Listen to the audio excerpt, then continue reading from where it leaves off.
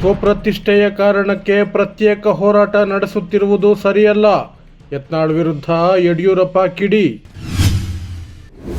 Andhra CM ವಿರುದ್ಧ ನಿಂದನಾತ್ಮಕ post ಹಾಕಿದ ಪ್ರಕರಣ ಬಂಧನ ಭೀತಿಯಲ್ಲಿ ತಲೆಮರೆಸಿಕೊಂಡ ರಾಮ್ ಗೋಪಾಲ್ ವರ್ಮಾ. ಗ್ಯಾರಂಟಿ ಯೋಜನೆಗಳ ಬಗ್ಗೆ ಅಪಸ್ವರ, ಒಂದೆರಡು ಗ್ಯಾರಂಟಿ ನಿಲ್ಲಿಸಿ ಎಂದ ಕಾಂಗ್ರೆಸ್ ಶಾಸಕ ಗವಿಯಪ್ಪ.